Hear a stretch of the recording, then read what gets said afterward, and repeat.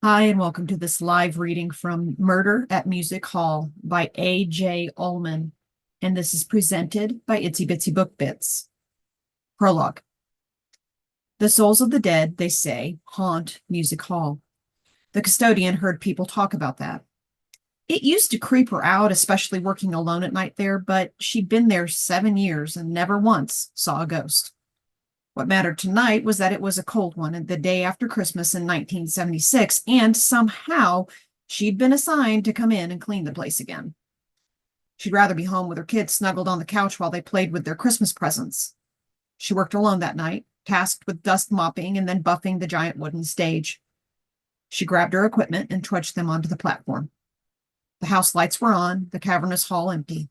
The red velvet seats of the auditorium bore no witnesses to the scene before her. She entered from backstage and saw Stoddard Skidmore, the 28-year-old timpanist of the Cincinnati Symphony Orchestra, sprawled over one of his timps. She found it odd. She'd heard him banging away just a few minutes before, those crazy drum roll sounds that he could make sound so effortless. It was like having your own bass line from a boombox at work when Stoddard practiced. He was such a nice guy. Always gave her $25 cash at Christmas as a gift. No one else in the orchestra ever did anything like that for her. He'd even talk with her and ask her about her children, like she was a real person and not just some black custodian who stayed out of sight as well as mind. But now, he lay motionless. It was weird. She thought he was too young to have a heart attack or a stroke. Then she walked around in front of his instrument. That was when she screamed and ran from the stage. Other than the sprawled body, arms hanging over the front of one of his kettle drums while Stoddard sat on his stool, the most noteworthy images of the scene were the pools of blood dripping from his head onto the music hall stage, and the two timpani mallets shoved through his eye sockets so far that only a bit of the handles stuck out, while the white mallet heads giving the unfortunate the look of an insect with giant antennae protruding from his face. Chapter 1. The very rich, F. Scott Fitzgerald once wrote, are different than you and me. The detective understood the concept. He had visited the village of Indian Hill, the utopia of Cincinnati's millionaires, a couple of times on business. It was a mythical place where the uber-rich lived, and he had no more stock in it than he would have had he visited Hollywood or Las Vegas. The dreamland. When you enter the village with an anachronistic 425 horsepower vehicle, there was always a wooden road sign welcoming you, like you just left the real world and were riding into an evil doppelganger of Sherwood Forest, where the rich stole from the poor. It was not the sort of place he had anything but business to visit for. Once, when he was younger, he drove around the village to imagine what it would be like to be wealthy. But he could no more conjure a vision of his future there than the first fish who decided to walk on land could imagine life out of the sea. Driving through Indian Hill during the day is one thing. You pass through a pastoral palette of colors, farms, great mansions, manicured lawns, fields, streams, and pastures bounded by white fences where horses frolic within. For a man who spent so much time in the city, coming out here shocked the senses. He noticed the little things, the sound of his engine thrumming, the absence of sounds of the city. No traffic, no horns, no radios blaring from open car windows or convertibles tops down. No air brakes of buses and trucks, people shouting on the sidewalks. The stillness jarred him, made his nerves vibrate. He pulled off to the side of the road and killed the engine, listening to the tick of the car's heat reflecting off the asphalt. Then he noticed the other, fewer sounds. The twitter of a bird, the sound of an animal moving through vegetation off on the forested side of the road. The people who lived in Indian Hill thought it was nice, but it wasn't nice if you worked there, nor was it nice if you lived in Madisonville at the base of the hill where the blacks lived and stared up at that jewel in the night sky. It wasn't a nice place if you were the gardener who came up to mow the grass for $3 an hour and get yelled at by the mistress of the house for leaving lawn clippings on her driveway. As he pulled up, the detective thought it an odd dwelling for Indian Hill, compared to all the Federalist and antebellum mansions dotting the landscape. The stone facade with the low-slung roof covered a one-story home. The modern architecture suggested it had been ripped from the plains of the savannah. It made you think when you rang the doorbell, you would be greeted by Mr. Kurtz himself from Conrad's Heart of Darkness. The knocker was a tiger's head above which a Judas door allowed the inhabitant to peer out at whoever might have the temerity to knock that great tiger right in the jaw. The Judas door was the Indian Hill version of a peephole, the detective surmised. He eased his vehicle up the driveway, intending to park opposite the garage doors, but that location was taken. A young woman already appropriated the spot, washing a Chevy Blazer. She reminded him of Joy Harmon washing that car in Cool Hand Luke. Must have been the soap and water, not to mention her attire, because he assumed she was the daughter of the master of the house. Therefore, the image seemed to him rather inappropriate on so many levels. Behind the woman washing the Blazer sat another car in the driveway. One he assumed belonged to the man who summoned the detective here. It was one of those old Mercedes from the 40s or 50s, large and black, with the big grille looking like some kind of Nazi Panzer tank.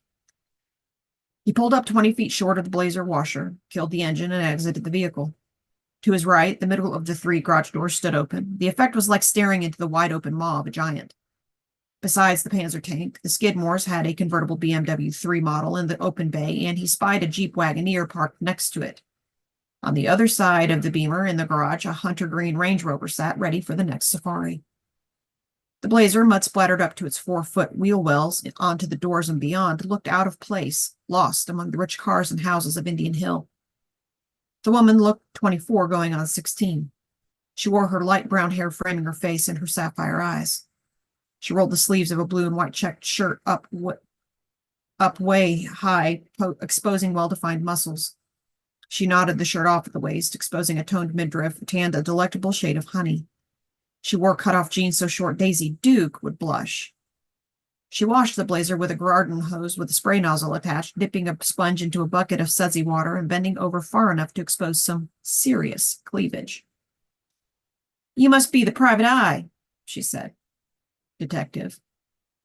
"You're the eye detective?" Maybe it's all semantics, he thought. "You're here to talk about the Stoddard thing." "I'm here to talk with Mr. Skidmore." "You mean my dad?" "I'm assuming you're his daughter." "Who'd you think I was out here washing the car? The maid?" "Not in those shorts, I didn't think so." She laughed. "And you don't understand it, my dad."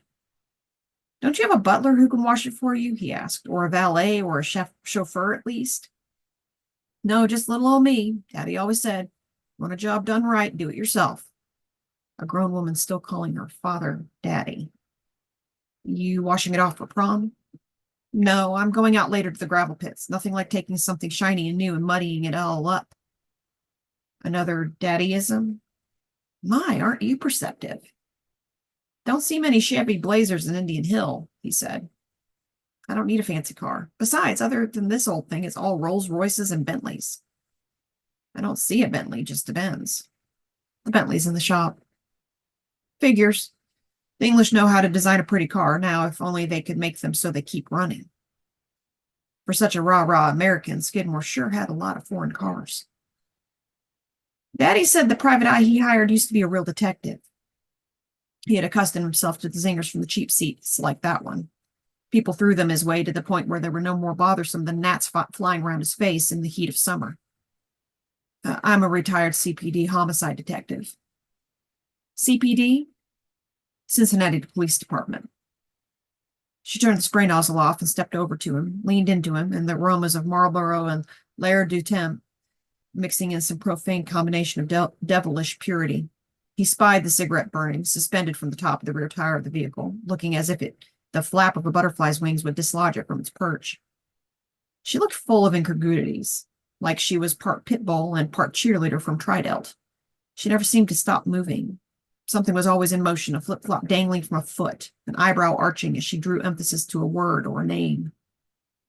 Talking to her made him real nervous, kind of like your fly was unzipped and she looked at it the whole time.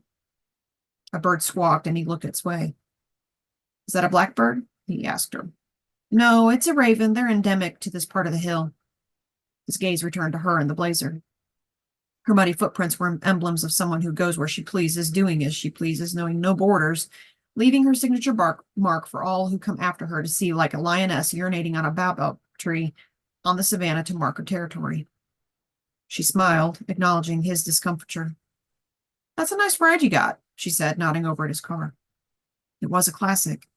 The dark blue 65 Ford Galaxy 500 two-door hardtop, the one with the 425 horsepower, 427 cubic inch engine.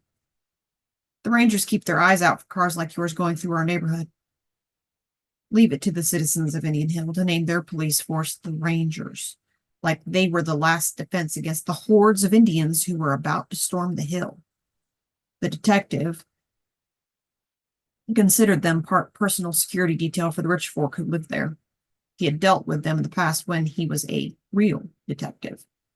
The firefighters of the village had a comparable job as the Rangers. The detective knew a fireman who regaled him with the story of a burning mansion and the owners who instructed the firefighters to save the antiques the house could be rebuilt. The firefighters, whose job it is to put out fires, allowed a fire to burn and spent half their time emptying the house of furniture and other antiques. The village of Indian Hill, whose population notched out a tad under 5,000 people, encompassed almost 20 square miles of land. By comparison, the entire population, some 400,000 souls of the city of Cincinnati, lived within an area of just under 80 square miles. 80 times as many Cincinnatians were crammed into a space only 4 times larger than Indian Hill. Population density on the hill was rural in scale. It also meant that IH, as it was called, had lots of roads to be patrolled, with many out-of-the-way nooks where people with nefarious intent could commit reprehensible deeds. I can drive the speed limit. When you want to, that's a shame, she said, wiping away a loose lock of her hair from her eye. I like men who drive fast. I have no doubt. A great scampering of sound emanated from behind the house, followed by a bounding chocolate Labrador retriever who stood at the driveway edge when it spied the detective. He stood paw-cocked, tail standing up straight, like the very Indian Hill hunting dog he was. Past the dog, the detective spied an ancient sundial on the rear lawn, incongruous with the modernity of the house.